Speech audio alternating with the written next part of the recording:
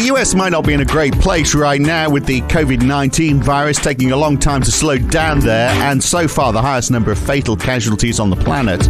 And then add police brutality, public riots, and a president with a messiah complex. And there's obviously a lot to criticize about America right now. But what about in, fairly normal times? Is the center of the free world a place we should all aspire to, economically speaking? What's good and bad about the United States? It's a particularly important question for the UK because as they close the door on Europe, it's expecting to have a closer relationship than ever with the United States. That's today on the Debunking Economics podcast. Is the US all it's cracked up to be? With Professor Steve Keen, I'm Phil Dobbie. Welcome along. So, Steve, the US has given us Microsoft, Apple, Google, Tesla, Facebook, Twitter, YouTube. They are responsible for the first moon landing, mobile phones, MRI scans, 3D printing, the nicotine patch, the map of the human genome, dental floss, the circular saw, the combine harvester, the jackhammer, the safety pin, the dishwasher, many, many more.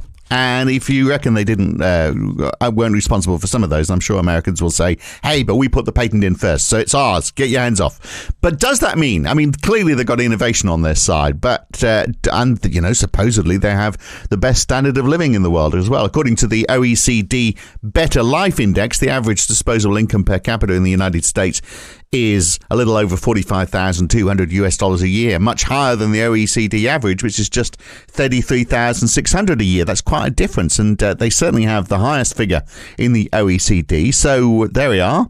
That higher income per capita, that means better life, doesn't it? Surely. Better life as long as you don't get sick. One book that I've always had in my reading list but never actually read is called Don't Get Sick in America. And that's been the Achilles heel of the country for so long. And that's what makes the coronavirus quite a fascinating event, because they don't really have a public health system. They have a private health system where you get health insurance if you're employed and you can pay for health services if you're wealthy. But if you're not employed and you're not wealthy, then basically you're on your own. And I think what you've got is best put by J.K. Galbraith all those years ago, and what he called the affluent state, when he talked about private affluence and public squalor.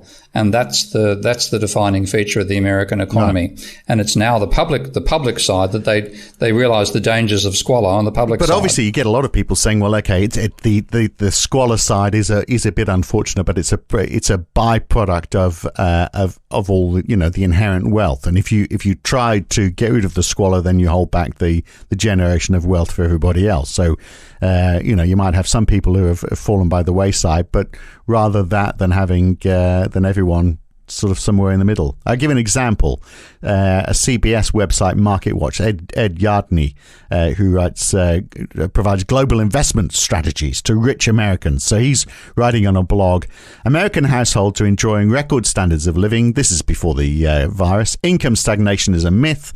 Income inequality isn't a myth, but an inherent characteristic of free market capitalism, an economic system that awards the biggest prizes to those entrepreneurs who benefit the most consumers with their goods and services. Perversely, inequality tends to be greatest during periods of widespread prosperity. Rather than bemoaning that development, we should celebrate that so many households are prospering, even if a few are doing so more than the rest of us. So in other words, if you've got a few people who are doing badly, that's because lots of people are doing well. And that's the American way. Yeah, the thing I'll give America great credit for is that having failed in the past is not a stigma that carries with you in the future. And that's one thing which Schumpeter argued for strongly, that you need to have the capacity to fail in order to be able to succeed over time.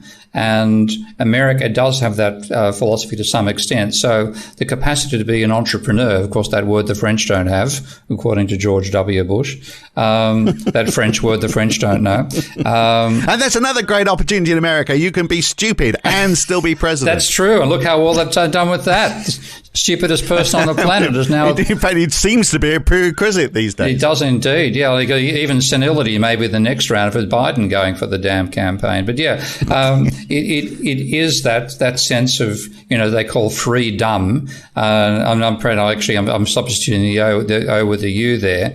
But that's desire to be an entrepreneur and the existence of structures that encourage it, everything from Silicon Valley at one extreme to the very sensible and very American idea of Chapter 11, where you can get protection from banks to try to trade your way out of it. I don't think there's anything like Chapter 11 protection anywhere else in the world, and that means that you have a buffer if you find yourself going bankrupt in a way that the rest of the world doesn't provide. Although, I mean, they are starting to get smarter about it, aren't they, in other parts of the world? If a company's going under, don't take, let's not throw it straight into administration. Let's give you the ability to trade your way out of it in the same way that, the philosophy behind Chapter 11.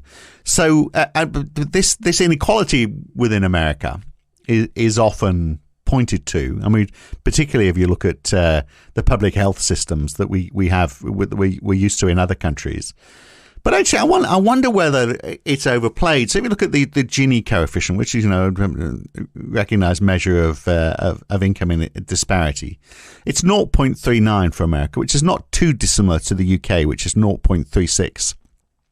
So I wonder whether that's overplayed in reality. No, not for those two. But what about other countries like France, for example, or Belgium or Germany? Do they have substantially more equal distributions of income? Well, France is 0.31, so 0.31 versus 0.39. So that is a little bit different. 0.32 for Germany, but still not massive differences. So I am wondering whether this whole inequality thing, which is the first thing we think of when we think of the United States, I'm just wondering whether it is overplayed, because there are places where it is much greater. I think, to me, the inequality is there's a level of inequality which is actually attractive for being an entrepreneur, and that's the selling point in favor of it. But there's the level of inequality driven by the level of financialization of the American economy, which means that you get a massive increase in the amount of money going to rentiers, not going to entrepreneurs. And that to me is the real danger. I don't mind inequality where I'm looking at somebody at the top of the tree who has done an enormous amount of innovation. So, again, people like Musk, like Bezos, pardon me, even Gates. You have. I mean, you could argue it's an opportunity, couldn't you? It's for people to aspire to that level. And that's you've got that in. Yeah, but to aspire to be the head of Goldman Sachs or Morgan and Stanley and the rapacious financial sector where it's basically selling debt to the rest of us that's caused the level of inequality, that's the sort of aspiration I don't want to see. And I think America used to be sort of 70-30, the entrepreneurial versus the rentier. Now I'd say it's 30-70, and it's only remarkable individuals like Bezos and like Musk, which they still sell the overall argument that inequality is good for innovation, but most of that money is going to as we're talking with Blair Fix recently, to the elite at the top of large corporate hierarchies who haven't innovated in their lives, apart from the way they managed to shaft their rivals in the back on the way to the top. But innovation, of course, needs the finance sector, and it seems just about the only place in the world where that's easy to obtain is the United States. So why is that? Well, we'll explore that a bit more in the full version of this podcast. To listen to that, you need to subscribe at debunkingeconomics.com or become a supporter of Steve Keen on Patreon. Go to patreon.com/Prof Steve Keen if you pledge $10 or more per month to support Steve's work in changing the whole face of economics. Then you can get access as a bonus to this and all the other podcasts in full. I'm Phil Dobbie. We'll be back again with another podcast with Steve Keen next week. Thanks for listening.